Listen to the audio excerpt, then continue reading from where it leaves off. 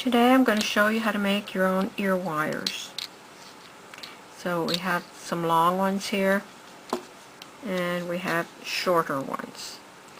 And the only difference in these is you start out with a longer piece of wire for the long ones. So what you're going to need is some wire.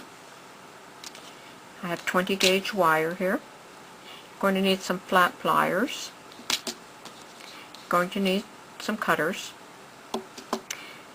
and you won't really need these if you've got a cutter on these, but you will need round nose pliers, and these are called round nose because this section is nice and round for making your rounded rings on the end of your earrings. And you're going to need something to wind your wires around, and that could be a Sharpie marker, a pen, a pencil, anything like that. So when we start out making earring wires, the first thing we want to do is cut off a length of wire. So I'm going to cut a length approximately 2 inches. Okay. And we want both of our ear wires to be exactly the same size. So we're going to cut the other one the same length. There we go. Now sometimes you can do both of these rings at the same time. I usually like to try to do that. Sometimes they slip and it doesn't work and you'll have to do each one individually, but we're going to hope for the best. And the best way to get all of your loops the same size is to bring your wires right up. There's a ridge here. If you bring your wire right up against that ridge, then all of your rings should be the same size. So I'm going to try and do both at the same time. We'll see. Okay, good luck this time. So this is how the wire looks when you first curl it. So I'll put this one down and I'll just do them one at a time. But once you're experienced at this, you will be able to do them both at the same time. So insert this back, and usually I do this all in one fluid motion. But you're going to insert your ring back in, and you're just going to twist it back some to center that ring on the end of your wire. You look at the two here and compare. You will see that one is lopped to the side and the other is centered.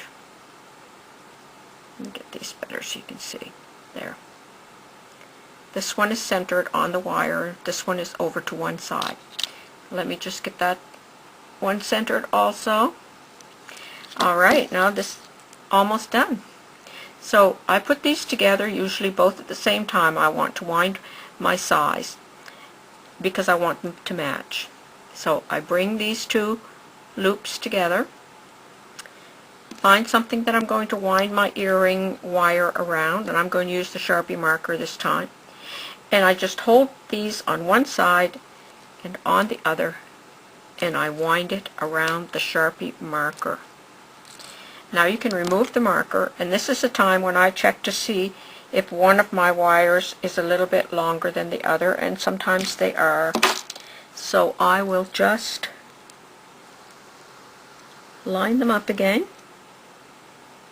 and just trim off the one that's a little bit longer. Now here's our ear wire, and then I just like to put one little twist on the end, and then you can just close them up a little bit, and there's your ear wires. Do the same with this one, and like I say, I usually do those all together as one fluid motion. Now to make the shorter ones, it would have just been a matter of starting out with a shorter length of wire. But there you have it, your ear wires. And I am going to again adjust this so that the end of that loop is, the wire from the post is centered underneath the ring. That's how you make ear wires for your earrings.